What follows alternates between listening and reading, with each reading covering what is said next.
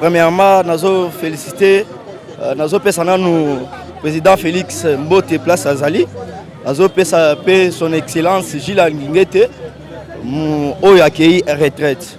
Pendant 5 ans, il a sali, tout le monde a géré premièrement Place Wana Malam.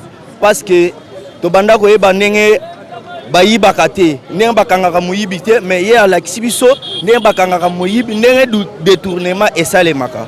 C'est pour cela que je remercier tellement que amoni que place à Souki mususu a remplacé. C'est pour cela omoni à Souki place wana. Et puis nazo loba na eloko moko ye alakisi biso Gilles Alingeta alakisi biso eloko moko est très important par rapport na ba société o biso tozana ngo na ba société abanda kotinda ba agent bazokende na nini na bango babanda kosala po bayeba ndenge nini mbongo ezokende auti kokende dernièrement avant kende retraite avec oyo DG ya OVD bakendaki na ye basalaki na ye tourisme ndenge bazosala makambo ya nzela.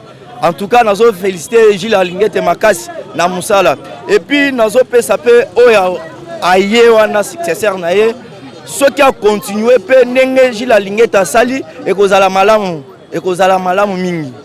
Et puis nous pesa pe ba gens oyo nyonso basali musala na Gilles Alingete basali musala kitoko parce que tomoni place détournement ezalaki te. S'il y avait des détournements, babanda ko annoncer toujours. Babanda ko annoncer détournement. Mutu kingani. Tala lokola détournement ya to banda ko yeba ne bakanga ministre te. To banda ko yeba ne bakanga autorité songolo pakalate avec monsieur Gilles Alingete to bandi ko mona ndenge bazo kanga ba ministre ça veut dire eloko balobaka ke mutu moko azali kolo amibeko azate. C'est un peu ça, Gilles Alingete alakisi biso nzela. Nzela wana eza nzela ya kotika te, eza nzela ya biso nyonso ko suivre yango. Elongine comme ko bangisa et comme qui référence ya kokanga miyibi. Tout le monde savait que Gilles Alingete c'est le détournement. Gilles Alingete c'est dire non à la corruption. Gilles Alingete c'est la police du denier public. C'était bien. Il faudrait reconnaître dans tout ce qu'on fait, Yamala Moezalaka Mabezalaka. Gilles Alingete a eu le côté fort et le côté faible. Comme je l'ai dit tantôt, dans son côté fort, il a fait peur. Il a ressuscité une institution qui était presque dans les oubliettes.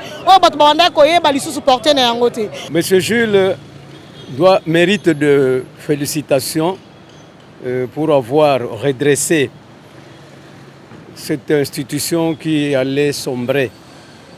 Qui, ma foi, avait perdu beaucoup d'argent. Le pays a perdu beaucoup d'argent avec les prédateurs qui étaient là avant lui. Mais lui a du moins cadré la finance. Si par exemple le président pensait à le mettre là où il y a encore d'autres prédateurs qui sont en train de dilapider les finances de l'État, je pense que ça serait une bonne chose, notamment au cours des comptes et même pourquoi pas à la banque. C'est vraiment un bon encadreur, il a bien cadré l'argent du pays et puis il a entretenu des relations avec des institutions qui nous ont fait confiance grâce à lui. Donc c'est quelqu'un qui mérite vraiment de félicitations. Mais sauf que nous allons regretter que ce qu'il a laissé sur tapis, comme le salaire des fonctionnaires qu'on devrait payer, qu'on devrait doubler, lui est parti. Est-ce qu'il y aura encore quelqu'un qui aura ces soucis-là pour aider le président de la République à ce qu'il revienne à cette décision-là? Pour Nangaï, Asagine Moussala bien. Nandenga badai ko seme poste ya inspecteur général ya finance. Donc abandai ko dénoncer bato ba sa mabe na trésor public pour la compte mbongo à l'état. Donc pour nanga sala ki na bien pour abandai otanga mutu nyonso ya bona ki mabe pe a dévoiler secret a pesi mi kombo na ye pe toyebi ba o nyonso bakanga mai pour la makambo wana. Donc pour nanga sala ki na bien. Tout le monde avait peur, même les hautes autorités, ceux qui gèrent vraiment les ressources humaines ou le régime financier de la République, avaient vraiment peur puisque sa mission était de commencer à dévoiler les voleurs. Et je sais que dans la gestion de l'affaire, de la res publica, il n'y a rien qui est plus craint et plus complexe que les contrôles. Les gens n'aiment pas le contrôle.